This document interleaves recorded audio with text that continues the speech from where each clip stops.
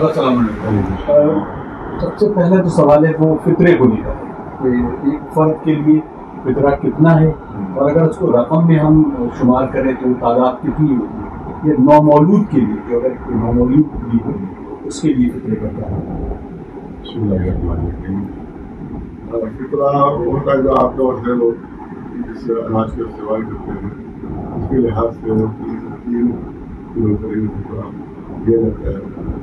اور اگر گیہوں استعمال ہو رہا ہے تو قیمت کے لحاظ ہوتا ہے کہ جیسے علاقے ایسے وہاں چاول آپ کو استعمال ہوتا ہے تو چاول کے لحاظ سے فطرہ دیا جائے گا. آپ کو یو پی میں گیہوں استعمال ہوتا ہے جاتے ہیں گیہوں کا ریٹ ہوگا تو تقریباً 3 کلو جو ہے وہ 90 روپے جیسے کہ 90 روپے 30 روپے کلو کے حساب سے گیہوں ہے تو 90 روپے بنتا ہے. تو راؤنڈ فگر 100 روپے دے سکتے ہیں. اس میں جتنا بڑھ جائے تو بہت زیادہ ہی جہاں چاول استعمال ہوتا ہے وہاں بڑھ جائے گا.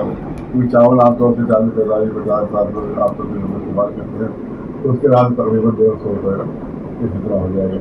اور اس کو یا تو شب میں ادا کر دے کہ یا صبح سویرے ادا کر دے تاکہ جو غریب لوگ جو ہے ان کے آپ وہ عید جو ہے صحیح طریقے سے بنا سکیں, ان کے بچے لوگ خوشی بنا سکیں. یہی مقصد ہوتا ہے فطرے کا کہ آپ کی خوشی میں دوسرے غریب بھی شریک ہو سکیں, عید کی خوشی میں دوسرے غریب بھی شریک ہو. لہٰذا یہ ہے کہ شب میں دے دے یا تو پھر یہ صبح سویرے ہی اس کو فطرے کو نکال دے, غریبوں تک پہنچ جائے وہ پیسے. یہ رکھے رہنے سے کوئی فائدہ نہیں ہے بلکہ اس کو اسی دن کے دن دینے سے بلکہ سویرے دینے سے زیادہ فائدہ. اور اس میں یہ ہوتا ہے کہ جو دیکھا جاتا ہے کہ فطرہ نکالے جیسے سید اور غیر سید کے یہاں پر معاملہ آ جاتا ہے کہ جو غیر سید کا فطرہ ہے وہ سید استعمال نہیں کر سکتا, وہ سید استعمال نہیں کر سکتا. لیکن سید کا فطرہ جو ہے وہ غیر سید کو دیا جا سکتا ہے. اور اس میں نکالنے والے پر ہوتا ہے کہ نکالنے والا کون ہے. اگر نکالنے والا سید ہے تو اس کو چاہے وہ غیر سید کی طرف سے بھی نکال رہا ہو اس کو سید شمار کیا جائے گا. اور اگر نکالنے والا غیر سید ہے تو کسی سید کی طرف سے بھی نکال رہا ہو تو اس کو بھی غیر سید کا فطرہ اس کو سمجھا جائے گا. یہ ہے. اگر ایک سوال بہت اہم ہے آج کی تاریخ کی مناسبت سے, جیسے ہوتا ہے رویت کا, جیسے اگر 29 کا چاند ہے اور چاند کے رات کے کوئی مہمان آ جاتا ہے, یا بہت سے لوگ افطار کرنے میں بھی اشکال کرتے ہیں اس دن افطار نہ کرایا جائے یا دعوت نہ کی جائے. اس مسئلے کو بھی ذرا اس مسئلے کو بھی بہت غلط فہمی ہے کہ لوگ مسجد میں افطار نہیں بھیجتے ہیں تب کا فطرہ واجب ہو جائے. ایسا نہیں ہے. مسجد میں افطار بھیجنے سے فطرہ واجب نہیں ہوتا. اس کا شرط یہ ہے کہ کوئی مہمان ایسا ہو کہ جو مغرب سے پہلے آیا ہو اور مغرب کے بعد تک ہمارا مہمان رہے ہو, اس کا فطرہ ہوتا ہے.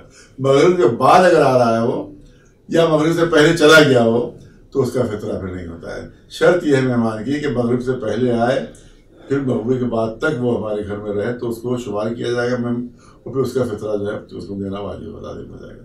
لہٰذا اس کا فطرہ, اور مہمان خود بھی اپنا فطرہ دے سکتا ہے, لیکن یہ کہ اگر مہمان فطرہ نہ دے تو پھر جو میزبان ہے اس پر فطرہ جو ہے وہ واجب ہو جائے گا. اس کو وہ فطرہ مسجد میں افطار بھیجنے سے کہیں بھی فطرہ واجب نہیں ہوتا. یہ بہت بڑی غلط فہمی, مسجدیں خالی ہو جاتی ہے اسی چکر سے اس سب کا فطرہ 100-200 آدمی کو فطرہ نہ دینا پڑ جائے.